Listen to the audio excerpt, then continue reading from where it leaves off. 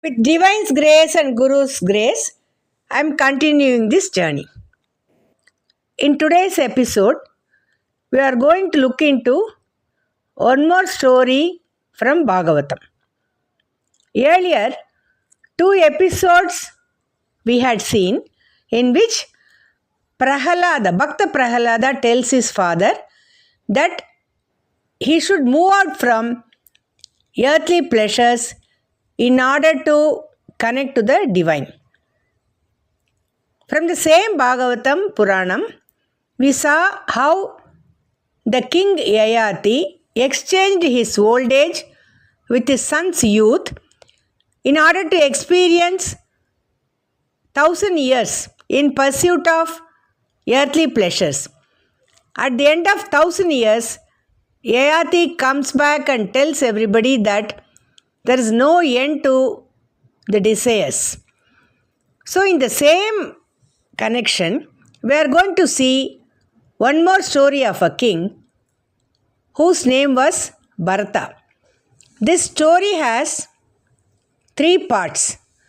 We will see every part and we will also see how an attachment can lead to a problem. There was a king by name Bharata and he ruled the country so well, and at the right time he divided the kingdom and then he retired to forest. He was a deep devotee of Lord Narayana. He was a great devotee of Lord Narayana and he left for Haridwar.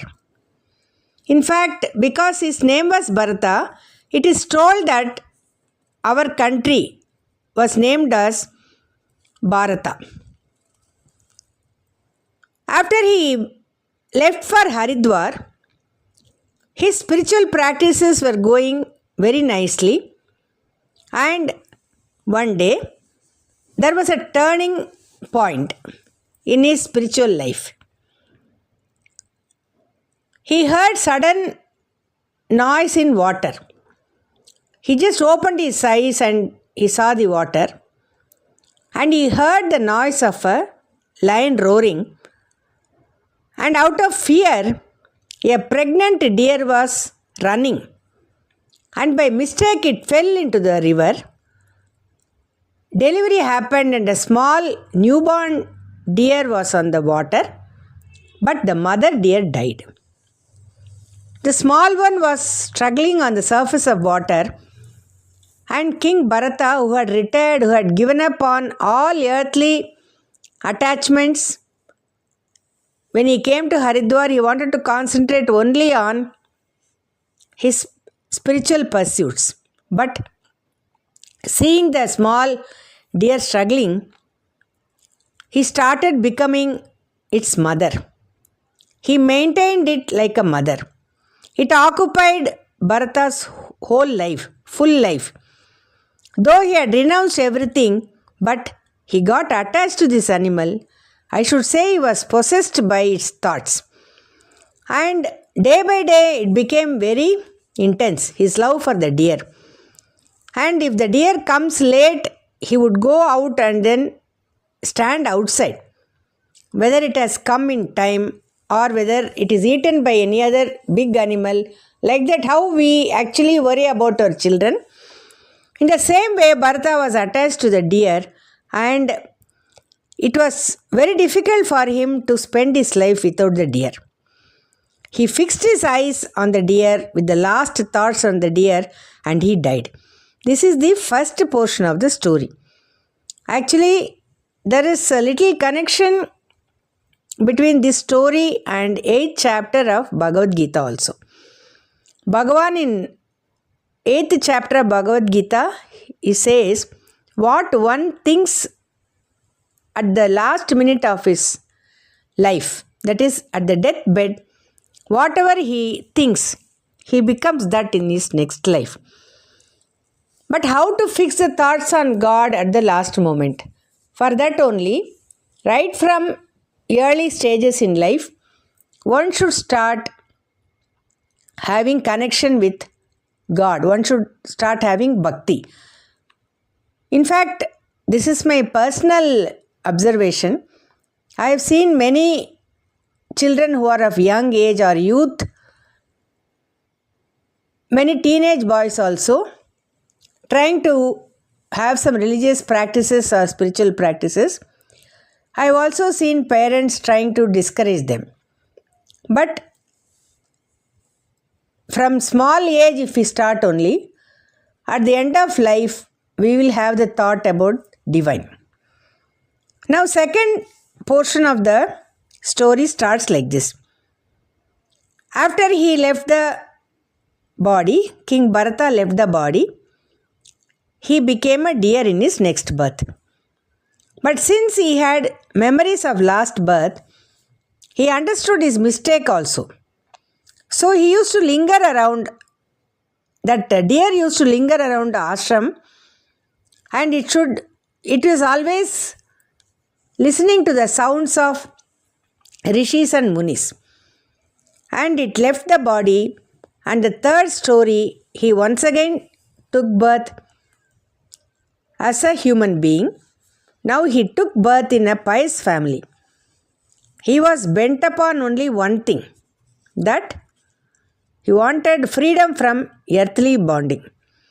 He took a conscious decision that he would not be having any attachment with the earthly life. Many people called him a fool. Nothing affected him. He was ill-treated, and his own people used to make him work, but they would never pay him. But nothing affected him. He continued his life, and he was about to be sacrificed also. They made him get dressed up nicely, and somebody was approaching him, so that it was a practice which was there many centuries ago, I think. So he was about to be sacrificed, but the goddess in front of whom he was kept in order for sacrificing, the goddess came and saved him. She killed all the people who were trying to harm him. Even that also was not brought to his notice, and he was going about with his journey. Then on the way, there was a king by name Rahugana. He was going to Kapila Rishi for getting some advice on spiritual matters. This Rahugana was traveling in a palanquin, and many people were carrying him. On the way, they saw Jadabharata. His name is Jadabharata. In the first birth, he was Bharata. In the second birth, he was a deer. And in the third birth, his name was Jadabharata. We can say he can be called as a fool, or he was imbecile. But nothing affected him. He kept his life in such a way. It was a conscious decision. Sarva Sangha Parityagaha, they say. So when the palanquin bearers saw him, they requested him to help them out in carrying this king who was sitting in the palanquin. He volunteered, and then he was carrying. There was a small problem which he was facing. Whenever he was crossing small worms or germs or any such thing, insects or some such thing, in order to avoid stamping them, he would cross them, so that he will not harm them. But that affected the movement of the king who was sitting in the palanquin. Once he did, twice he did. This king, Rahugana, started asking why suddenly this palanquin is shaking. The other people who were carrying put the blame on Jadabharata, and they said he was doing this kind of a thing.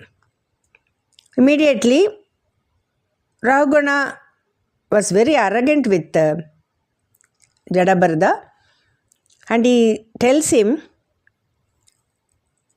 asks him, "Do you know who I am?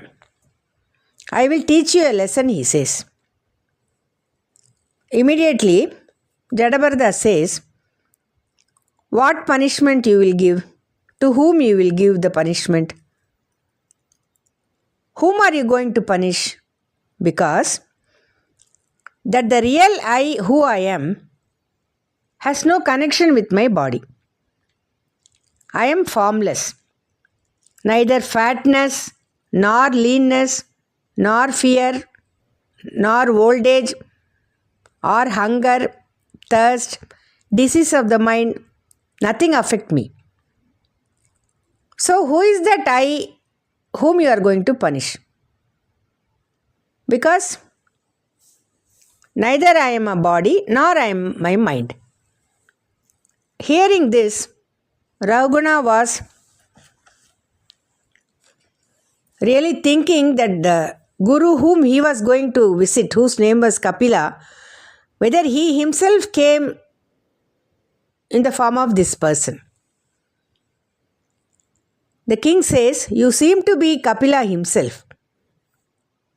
Then slowly, Jadabharata teaches king that mind is attached to the things of the world. In search of happiness, Jiva is lost.